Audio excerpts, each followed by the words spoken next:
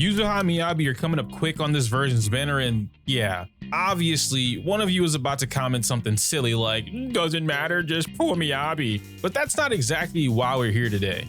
What if I told you Yuzuha was better than the Astra? No clickbait, standing 10 toes down, and I mean that. Okay, there may be some small nuances to that, but I promise you I'm not crazy and I'm not leading you astray. I've been looking more into Yuzuha and have a bunch of notes written down about the character so far, which are leading me to believe we're finally getting the return of more specialized agents. I know everyone values Astra for being the universal support that she is, but there's a lot of different quotes that could be said about something being too universal and how that's a bad thing. Let me break down exactly what I'm talking about in today's video.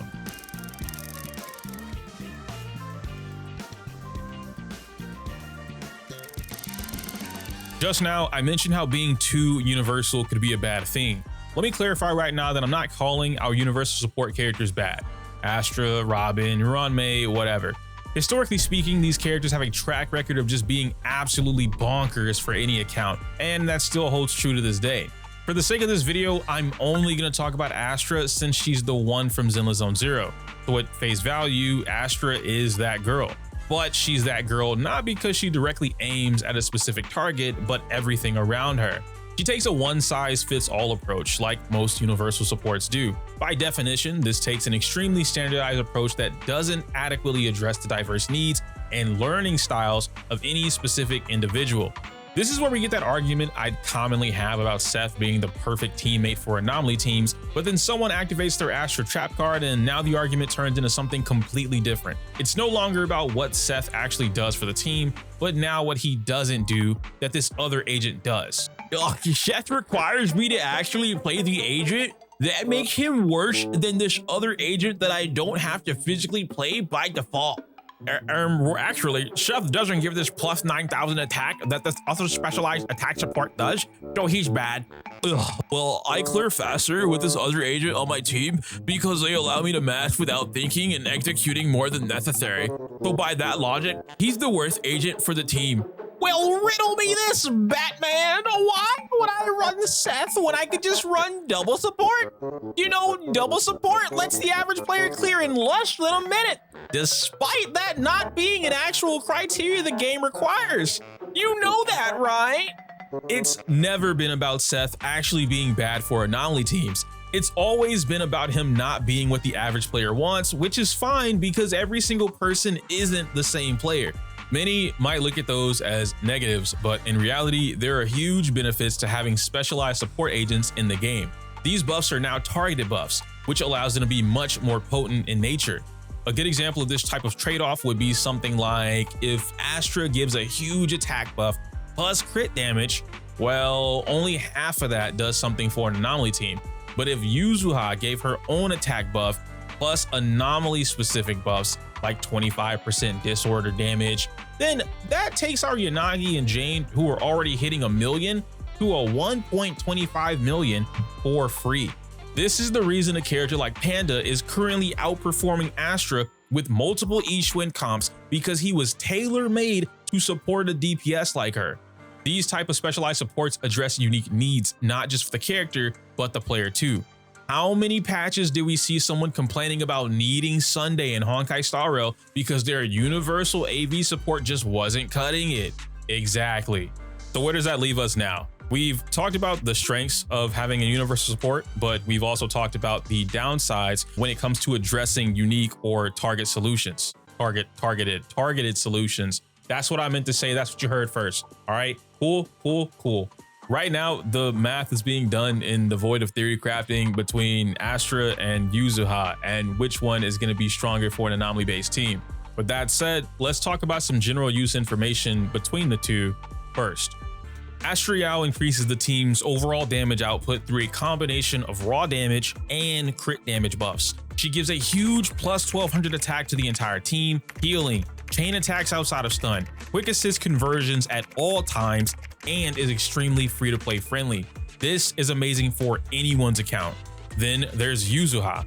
As of right now, before any post-CE server changes are made, she also increases the team's overall damage output, but with a combination of raw damage, anomaly buildup rate, and disorder damage by a noticeable degree. He also gives a huge plus 1200 attack to the entire team, provides energy instead of heals, gives quick assist, provides aftershock attacks, and has Kama the Tanuki to help the on-field driver. We can think of Kama like Lucy's boars. And because she's not an unplayable agent like Astra, that automatically means she does more damage. She also has a cool colorless attribute effect that allows her to double down with any attribute in the game. Mind you, one of her unique traits was created so she doesn't dilute the anomaly damage your main DPS builds up to. I really hope I'm not forgetting anything, but as you can see, Yuzuha has a lot built into her kit that specifically targets anomaly-based teams. It makes complete sense for someone to say Yuzuha is better than Astra for anomaly teams in almost every regard. And then I think, honestly, I think Miyabi focused teams might be the only ones Astra is gonna beat out Yuzu, but I'm gonna do my own testing as well as wait on the math. Finally, I want to talk about some expectations that I have for Yuzuha, but I want to do it from a more grounded perspective. As of right now, I believe Yuzuha is going to become the supreme support for anomaly-based teams, and anyone who wants to consider themselves an anomaly main would do themselves a disservice by skipping this agent. I'm not exactly calling her a must pull, but it's more like she's going to be the most convenient pull for the foreseeable future. Just with her colorless attribute trait alone, she automatically works with every single anomaly agent in the game. The one thing that I've constantly spoken against regarding these types of teams is mixing too many colors at once. Frost, Ether, and Burn all being on one team seems great for disorder on paper, but then actually playing that team at a high optimal level is just ass. The way you get around this is by having a support agent who just happens to be a different element like Lucy or Astra, but those two in particular don't actually harm the team's playability because their field time is just long enough.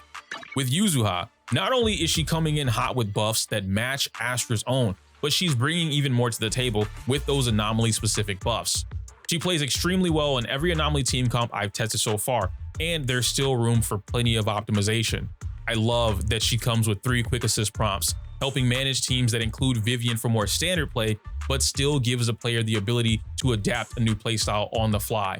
She has her own manual parry, similar to Caesar, but Yuzuha works the same way that Vivian's feather stance does, as in assuming a defensive stance that gives the character time to observe and respond. The aftershock function she has also sets her up perfectly for any future anomaly agents that release who take advantage of aftershocks. Plus, the way that it works allows her to build up anomaly off-field without actually diluting the original damage your disorders are gonna do.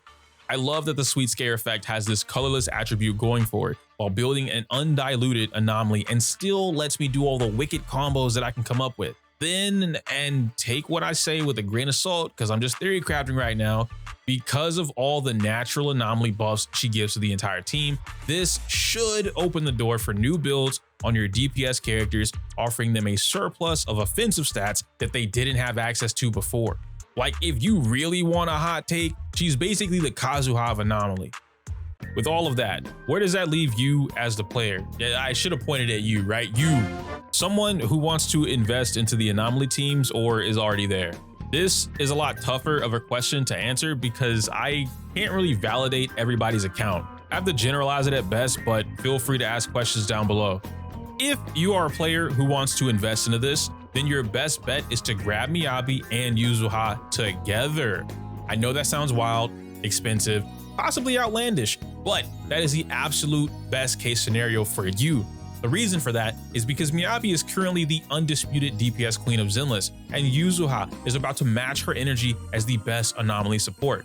Both of these agents work with every other anomaly agent in the game flawlessly, and with higher skilled play, they can even work with attack types outside of their own. Making the decision to skip Yuzuha, even if it's to pick up Miyabi, is asking to start the race you're already late to with an even bigger handicap. Yeah, we all want Miyabi because of how effective she is, but we also want Yuzuha for the same reason. You don't need either of them, you just really want them. But I need to be fair and also consider that it's just not possible, which it's honestly, it's pretty rare that somebody is gonna grab both at once without spending money. And I want to tell you that Yuzuha is more important to grab than Miyabi, but I know I'm gonna get hit with some outlandish, that's an EO take nonsense. My reasoning for that is still being solidified, but right now the simplest way to explain what I'm experiencing is that she's the Anomaly Astra. Instead of just working a team around Miyabi, you have the option to work Yuzuha into any Anomaly team that you want to play without the fear of actually being left behind. This is of course under the pretense that you already have some ounce of an Anomaly DPS though. If you don't, that kind of changes things, and you should really be making a choice between Miyabi and Alice. So let's summarize my app. If you've been here to invest into Anomaly, then grab Yuzuha, because more than likely you already have Miyabi. If you're debating Miyabi Mindscapes, her W engine, or Yuzuha, then grab Yuzuha, because Miyabi is going to remain strong enough until she has another rerun.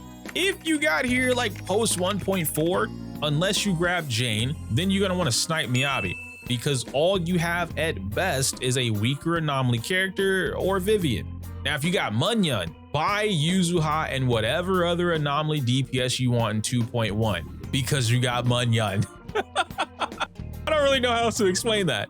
With that, I'll end this video off. Yuzuha is going to be a great addition to the state of Zenless Zone Zero, and I truly believe she'll quickly become a staple to the meta. Anomaly was already on top. There might have been some arguments back and forth about Ishwin rivaling that placement, but with Yuzuha on the scene, yeah, Anomaly is back to being the uncontested #1 comp in the game. Now, if you happen to want a bit more information to help you determine which of these 4 powerful agents you should pull, then check out this video right here. If you need more help than that, join my Discord and subscribe to the channel to catch the latest videos. I don't know why I said it like that. It just kind of happened, you know, it like slipped out of my whatever. I can't say my usual outro because it's inappropriate for YouTube. Like the video, comment, subscribe. Smell you later.